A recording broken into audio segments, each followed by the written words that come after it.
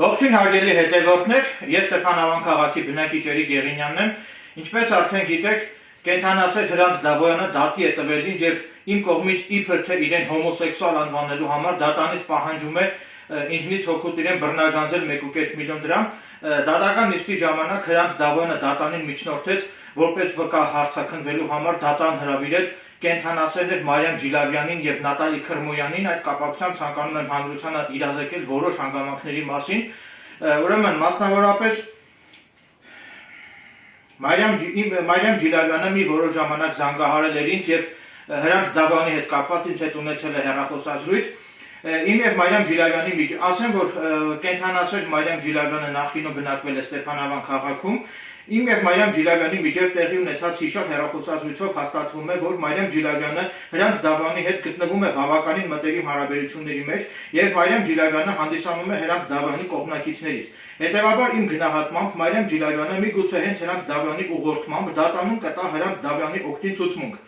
Ուստի Մարիամ Ջիլավյանի եւ Նատալի Քրմոյանի կողմից դատանում իմ գնահատմամբ ցուցմունք տալու դեպքում ես Մարիամ Ջիլավյանի եւ Նատալի Քրմոյանի դեմ հաղորդում կներկայացնեմ ազգային անվտանգության ծառայություն։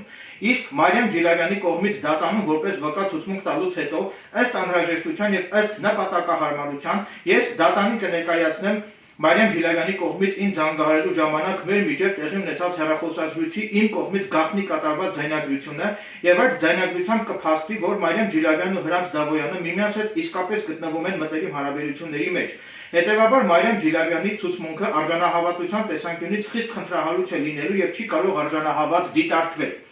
Հավելեմ նաև, որ վճռաբեկ դատարանը Վահիկ Մխիթարյանի վերաբերյալ թիվ ԼԴ 00020118 քրեական գործով 2019 թվականի ապրիլի 11-ին կայացված նախադեպային որոշմամբ իրավական դիրքորոշում է արտահայտել այն մասին, որ քաղաքացու կողմից գաղտնի կատարված ձայնագրություններն ունեն ապացուցողական նշանակություն։ Հետևաբար իմ եւ Մարիամ Ջիլավյանի միջև տեղի ունեցած հեռախոսազրույցի ժամանակ իմ կողմից Մարիամ Ջիլավյանին գաղտնի ձայնագրելը կարող է